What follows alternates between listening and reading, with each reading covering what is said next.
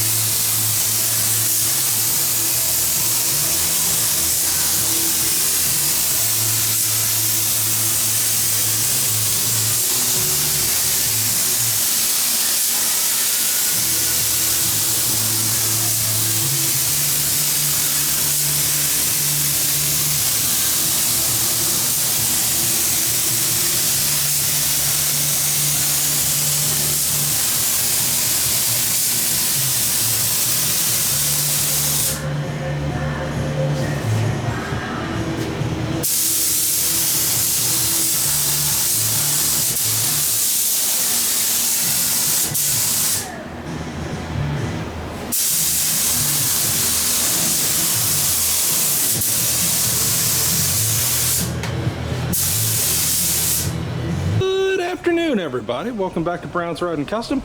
Happy Saturday. We are over here working on our 1944 two-door Sedan Deluxe. Big around here's car. And we're in preparations to get this painted black, get it cleared, wet sand it, assemble it, take it to Cincinnati, and get a candy flame job put on her. So, yeah. So today we put a coat of primer on this thing, a couple coats of heavy build. We used a different primer. It's high-tech direct to metal high solids primer gray. It's high build urethane primer. It's that stuff there. It was pretty good. It typically what we use is U-pole high build. Is what's been on this car forever, and on mine and the Apache and everything else. We wanted to try something different, so we tried this. Getting the mix was a little interesting. They say 4 to 1 to 1. It's really 4 to 1 to 3/4 on the reducer. 4 to 1 to 1 makes it water. It'll run on you in a heartbeat, which we caught that before we had problems. And then, you know, if you go 4 to 1 and then a half of a thing of reducer, it's too dry. You know, so 3/4 seem to be the right mix. And it goes on dry, but then it flattens out. It's really interesting how it works. I will keep you updated on whether or not this is any good and how it stands out, how it blocks out.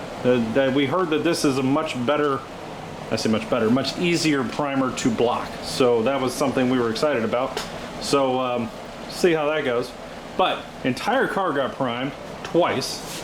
Wheel wells are looking good. Over the past couple days, we've been doing a lot of work on the wheel wells and the trunk area here, and through here, and the roll pan, this whole back section down here. Really dialing that in, and it's come a long way. So yesterday, we finished that up. We had a bunch of spots, bare metal spots on the wheel wells. And on the, there was a couple on the trunk lid area, and then the entire bottom side of this trunk lid, right?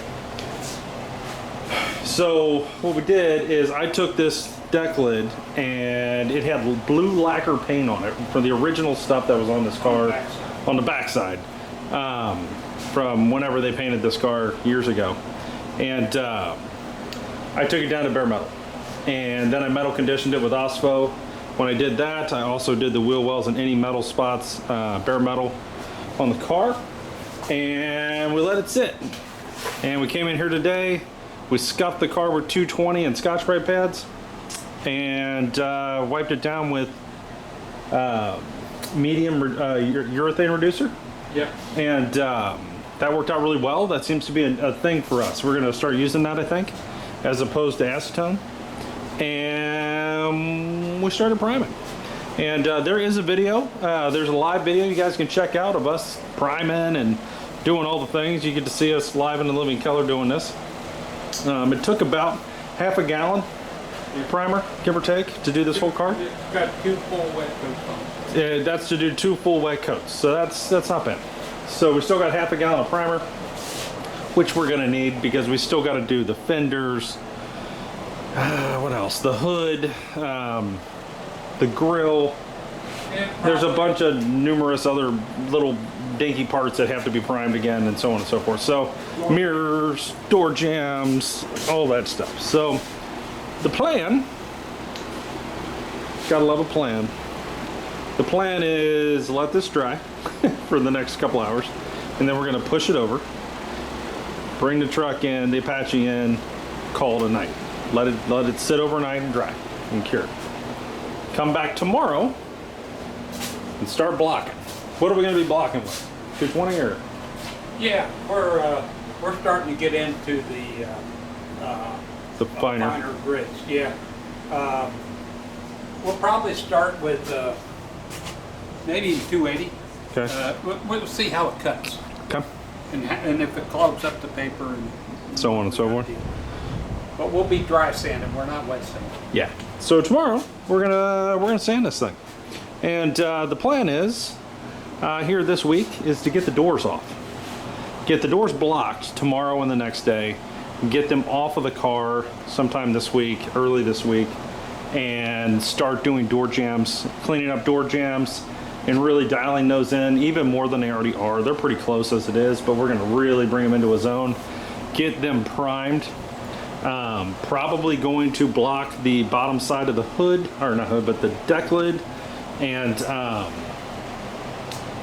there's a little work to be done there too, so we're going to get that cleaned up, probably prime that as well when we do the door jams, and just keep pushing the body, doors, and trunk lid to completion. There are some areas, little things, nothing big. This is now we are to a point of fine tune, fine tune, fine tune. That is where we're at. So that's what we're going to be doing, is putting on our good glasses and lights and trying to see everything and fine tuning this entire body, right? Now, the plan, if anything went right, is to, sooner than later, paint this car black. And I'm not talking 6 months from now, I'm talking in the next 2 to 3 months. Paint this car black right here in the garage, okay? Clear it, wet sand it with 800, put it all back together, assemble the car, load it on the car trailer, take it to Cincinnati, and have a flame job that looks just like that put on it. Same guys, same everything, have them do it. That's the idea, okay? We are in talks with them right now to flame it. The guy that did that car has passed away, but there are other people that do the exact same thing, and that's what we're looking at. And so we are diligently, A, saving money, B, trying to get all the little things done to this car before that happens. And those little things include air conditioning, which we now have the AC hooked up, vintage air's in it, that's done.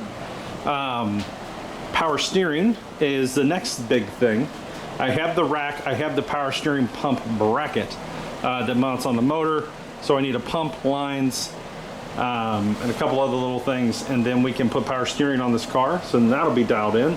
Things I don't want to do when it's painted and flamed.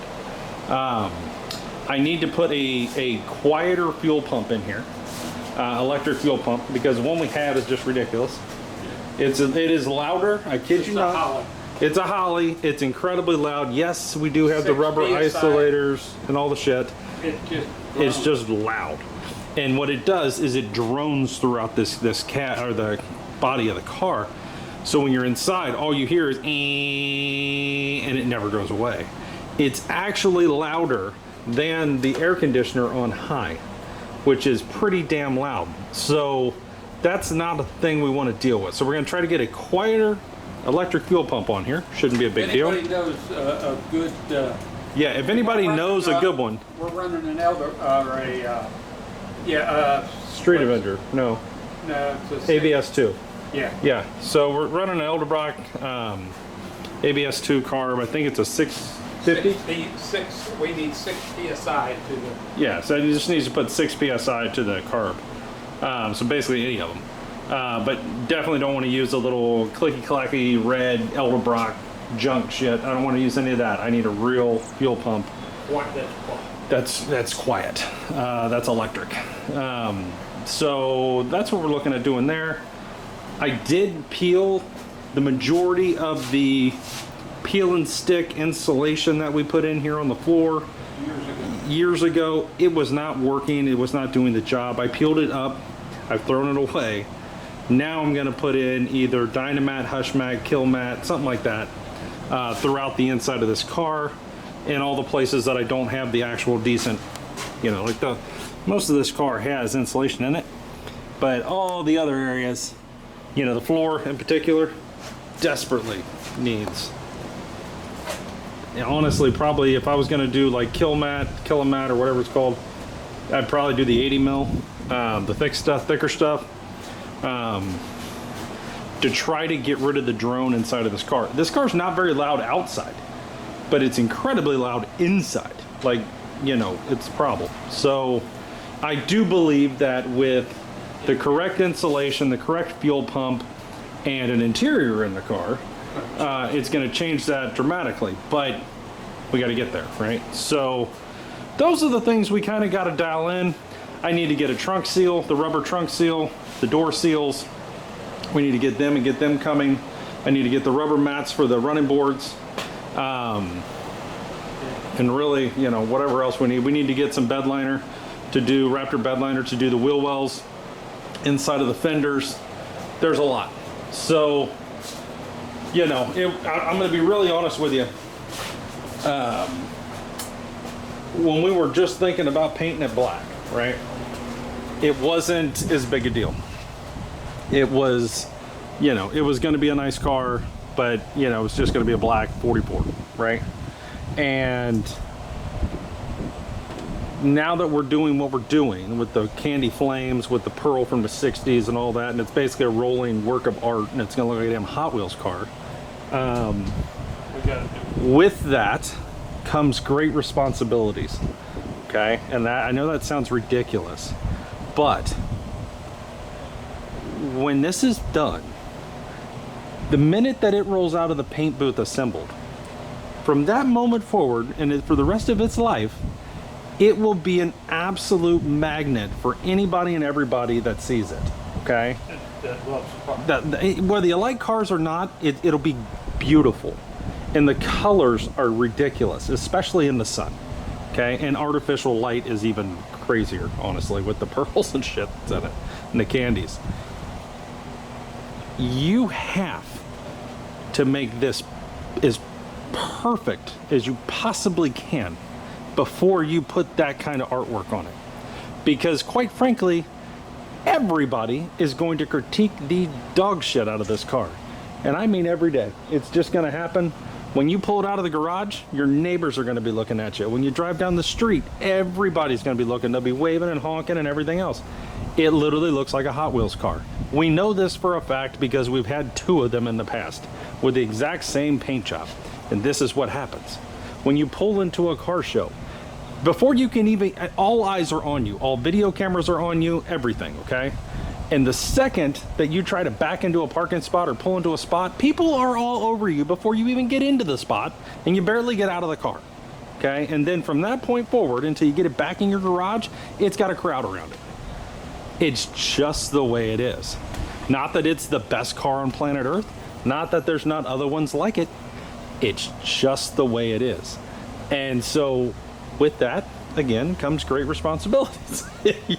This is not a car you park in a field, right? You can, sure, but this is the car that you take to the Louisville Street Rod Nationals and you park it in front of everybody because this is what they came to see, right? This is the crazy shit that's cool, that's actually attainable, that's not some crazy street rod builder that charged $8 million to build it. This is what you can do as an actual builder of street rods, right? Without totally going piss broke, because that is the other way this goes. You know, I mean, if you think about this, my Volkswagen thing, right? The red one out there, okay? I just had Fisher Buggies press in 4 ball joints, uppers and lowers, and 4 tie rod ends. That's all they did. It was $552. Probably took them less than an hour. They charge $150 an hour in labor. Did it fix the car? Yeah. But now just imagine if you paid that for every hour that we've worked on this car over how many years, right? Multiply, I mean, look at the Apache, right? Same kind of deal, right? I mean, there's a lot of time. And, you know, to be honest, me and Ron and everybody I know combined would not have the financial ability to pay a shop to build one of these cars. There's no way. No way in hell. So, you know, so this is how we do it. And we're going to have our friends help us with the paint job and so on and so forth, which would be pretty cool.